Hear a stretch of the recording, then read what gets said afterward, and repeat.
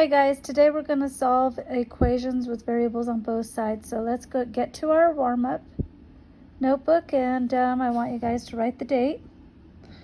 I want you to write that it's lesson 1.3 day 1, and we're solving equations with variables on both sides is our learning target, LT. So on slide 1,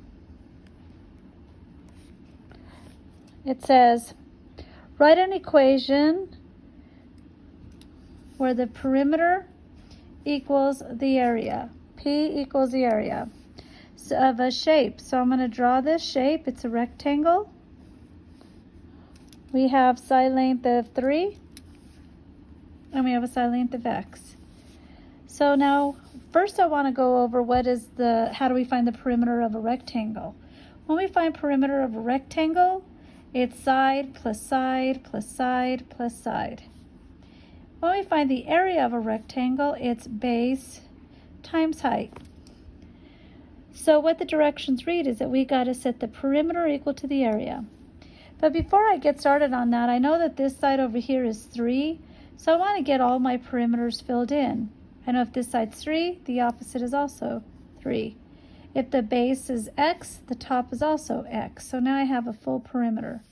So I'm going to set my perimeter first with these numbers and variables equaling the area. So here we go. So I'm going to start with this 3 here.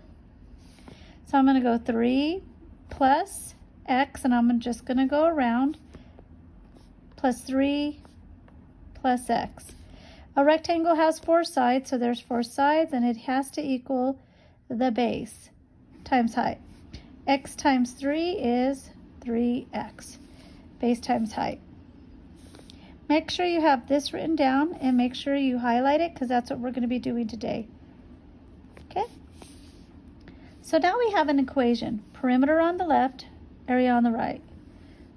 Let's combine our like terms, because I could see I have some like terms I could combine over here. I have an x here and an x here, so I have 2 x's. I have a 3 here and a 3 here. 3 plus 3 is 6. So now I'm simplifying my equation, and that's going to equal 3x. Now, a lot of times we get a little tripped up about where should I go from here.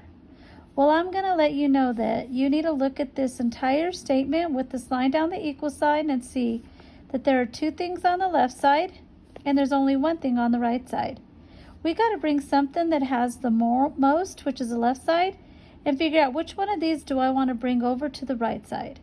Well, this 3 has an x. 6 doesn't have an x, but 2 does. So I'm going to take the inverse operation of a positive 2x, which is negative 2x, and what you do to one side, you do to the other. Now these 2 zeroed out. I'm left with 6. Bring down your 6, and we have 3 minus 2 is 1, or just x. So our solution is x equals 6. I hope this is helpful. We're going to do a couple more in just a minute. Write this down in your comp book.